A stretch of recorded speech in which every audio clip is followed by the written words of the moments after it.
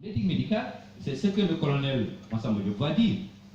C'est moi, quand j'exerce ma cardiologie, c'est tout le débat de la médecine qui bouge qui va être l'éthique médicale. Donc ce n'est pas une réponse simple, ce n'est pas une confrontation, ça c'est bon, ça c'est pas bon et on ne veut pas bouger de là. C'est un questionnement dynamique. Et vous comprenez bien qu'on ne peut pas donc parler d'éthique médicale en disant que c'est une affaire des médecins ou des soignants seulement. La société y a droit. Les administrateurs ou gestionnaires de nos structures de santé y ont droit. Mais si on prend l'exemple d'un pays comme le Sénégal, évidemment, les guides religieux, ceux qui peuvent nous aider à voir ou savoir où nous allons, y ont absolument droit. Et donc, c'est tous ces gens, les philosophes, les socio-anthropologues, tous ces gens-là peuvent s'asseoir ou doivent s'asseoir pour dire, attention, compte tenu de l'évolution de la société sénégalaise, c'est là qu'on peut s'arrêter en sachant que dans 1 an, 10 ans ou un siècle, la société sénégalaise va évoluer, mais ça c'est à nos enfants et à nos petits-enfants de se reposer ou formuler d'autres questionnements éthiques et avancer. Professeur Souleymane Bachir Diagne, et j'ai trouvé ça formidable, je l'ai beaucoup cité, a écrit un livre sur comment philosopher en islam et rappelé que le prophète, salut sur lui, répondait à beaucoup de questions qu'on lui soumettait, mais s'arrêtait en disant aux gens, gars yi def nañ la ñun fii la ñu mën a yem tey yenn questions yi ngeen di poser nii c'est aux musulmans du millénaire suivant ñoom ñoo ci mën a tontu mais en restant sur la valeur universelle de l'islam et ce qui est important qui dirige tout musulman. Mais on ne peut pas aujourd'hui ne lii tënk nañ ko et qu'on dit à tout le monde que dans 1000 ans, parce qu'il a dit aussi, comme nous devons apprendre du berceau au tombeau, mais boo jàngee dara scientifiquement, et ça aussi c'est quelque chose d'important qui montre que, et je l'ai aussi rappelé dans mon livre, la religion finalement n'est pas aussi dogmatique que ceux qui ne connaissent pas la religion le croient. C'est-à-dire que il y a des valeurs universelles, et c'est autour de ces valeurs universelles simplement qu'on doit construire quelque chose qui fera de nous un bon musulman. Et puis il y a la bioéthique. La bioéthique est venue du fait que, vous savez tous que pendant la période, on dit nazi, ça c'est ce que disent les Occidentaux, mais en vérité, pour avoir écrit mon petit livre sur l'histoire de la faculté de médecine, ça a commencé bien avant, et notamment dans le monde colonial. Vous savez très bien que y a un scandale comme celui de la pentamidine, où les Français ont testé un médicament qui a tué des milliers de morts, il faut qu'on n'en parle pas. Parce que, bon, il fallait voir si la trichotillomyase, on pouvait le faire ou pas. C'est des milliers de morts, pour aucun du vois. Donc on dit que les Allemands ont commencé avec Hitler, mais en vérité, pendant plusieurs siècles, nous, dans nos pays, les gens ont fait en réalité pire. Moi, beaucoup de gens, Agnès Césaire, ils ont quand même rappelé aux gens qu'en fait, Hitler, et que Hitler sont réels, mais vous avez pris avec nous. Et bon, bref, c'est après ça donc que les gens ont dit oui, il faut donc qu'on encadre la médecine. C'est ça qui a donné naissance à la bioéthique dans le monde occidental. Questionnement issu des progrès scientifiques et techniques de plus en plus pointus dans le monde du vivant. Donc, c'est techniques de procréation, don d'organes, greffe de cellules souches, fin de vie, manipulation génétique, dérive eugéniste. Il y a des choses qui arrivent parce que la médecine, ça bouge très vite. Et qu'est-ce qu'on fait de ça? Et c'est pour cette raison aussi que la technique est une chose. Mais si la technique n'est pas encadrée par l'éthique, on va aller vers des dérives parce que techniquement, on pourra faire beaucoup de choses. Beaucoup trop de choses. Mais est-ce qu'on peut faire des choses? On doit les faire. Le professeur Ousseynou Kane, qui a fait la préface de mon livre sur l'éthique, a dit on peut faire des hommes enceintes. Enceintes, je ne sais pas comment dire ça. Mais est-ce que, parce qu'on peut le faire, on doit le faire?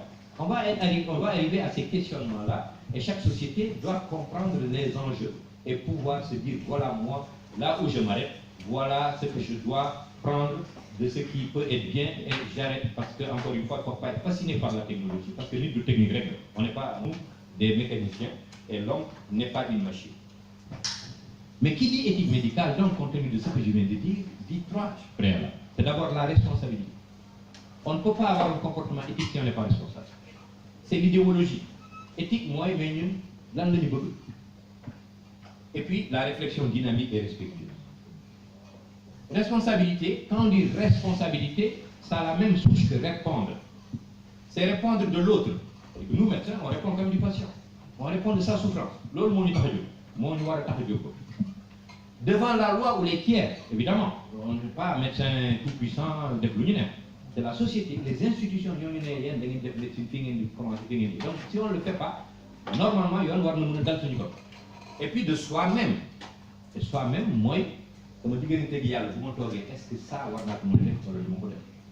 Et ça, c'est fondamental. Je dis toujours, regarder, c'est quelque chose qui est fondamental. Et vous n'êtes que moi, c'est bon. Bon, vous faites que qui il ne peut pas avoir un comportement éthique. Et certaines choses qu'on voit ou qu'on entend, les gens appellent ça éthique, inéthique, mais bon, regardez, le monde manque tout. Parce que c'est bon, et donc ça, c'est un préalable au comportement éthique, et donc c'est la conscience.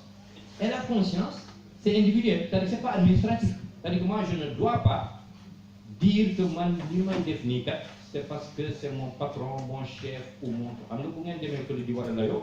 c'est mon directeur général, 4 mois, donc c'est toi, avec ta conscience, qui va dire,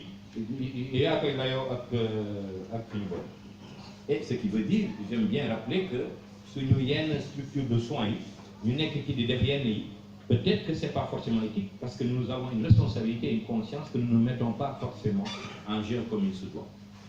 Est-ce que nous assumons notre responsabilité? Amoulot antibiotique, amoulot fluide de suture. Il n'y a pas de... les machines sont en panne, on sait très bien qu'on ne sait même pas de quel AVC il s'agit. Et on fait des choses qui malheureusement vont peut-être précipiter le décès du patient. C'est un débat qu'il nous faut poser. Il ne s'agit pas de dire qu'on arrête tout, mais il s'agit quand même de dire, mais est-ce qu'on ne doit pas quand même mener une réflexion? Pas seulement sur augmenter nos salaires et des choses, mais sur, mais est-ce que décemment mettre une bobo diamant? Ça, c'est une question, c'est un questionnement éthique important dans nos pays, que je crois que nous ne devons pas oublier. Et je vous ai dit que c'est dynamique. Wadi, c'est le Blaise Pascal, là c'est la tortue, ça c'est le lien. Si j'ai rappelé ça, c'est simplement que Wadi Nena, que la vérité française ne peut pas être la vérité partout. Et donc, nous Africains, nous au Sénégal, il faut bien qu'on se construise notre éthique, et encore une fois, cette éthique ne peut pas être la éthique britannique, française ou de Michel Donald Trump. Chacun a sa poussière, comme nous sommes avec qui. C'est-à-dire qu'on est à ce rythme beaucoup. Et ce rythme, nous et c'est une idéologie aussi. Parce que quand on aura dit tout ça, c'est d'accord, mais qu'est-ce qu'on pense qui est bien? Parce que c'est à partir de là maintenant qu'on construit une éthique. Ce qui est bien, c'est quelle pratique nous voulons. La médecine, c'est pourquoi faire. Est-ce qu'on veut réellement promouvoir la justice, l'équité dans les soins? C'est ça la question qu'il faut se poser. Et quand on répondra clairement à cette question, là oui, on peut construire une éthique. Mais si on dit chacun fait comme il veut, et que certains pensent que l'éthique c'est avoir une belle voiture ou être bien rémunéré, évidemment, on ne parle plus de la même chose. Et sur le plan idéologique, on s'est trompé. Parce qu'encore une fois, l'éthique ne peut être qu'une idéologie au service de l'humain. Non de la rentabilité, non de la gloire du médecin ou de sa seule richesse, même si, encore une fois, le médecin doit quand même pouvoir être dans des conditions décentes pour vivre de son art, entretenir sa famille et ses proches. Mais n'oublions jamais, l'éthique, c'est écarter la souffrance, qu'elle soit maladie dans l'organisme, mais aussi injustice dans la société. C'est pour cette raison que là aussi, on se trompe souvent, nous médecins, quand on pense que notre travail de médecin s'arrête à parler aux patients après d'eux. On ne peut pas être dans la communauté. Ce que vous êtes en train de faire, c'est un comportement éthique. Dénoncer certaines choses, c'est un comportement éthique. Et je le dis toujours, ma consultation, c'est 20 malades que je vois une journée, mais 20 maladies. De quoi on me parle? On me parle de l'ordonnance que je n'ai pas pu acheter.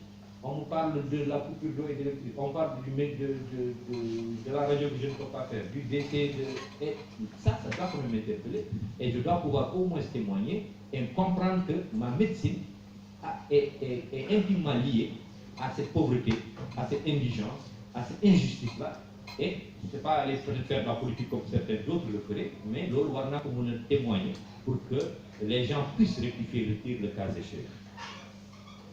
Donc, pour résumer cette première partie, la morale, c'est général, c'est pas dynamique, c'est voilà ce qu'on dit qui est bien, voilà ce qu'on dit qui est mal, et ça s'adapte à chaque société, à un groupe donné. La déontologie, c'est la directive qui dit, nous, profession médicale, voilà nos devoirs et nous devons respecter ces devoirs-là, même si on rappellerait certains droits. Et puis enfin, il y a l'éthique qui est plus dynamique, plus consensuelle, dans une démarche d'écoute et respectueuse, mais toujours au service de la société et plus spécifiquement pour ce qui est de l'éthique médicale au service du patient.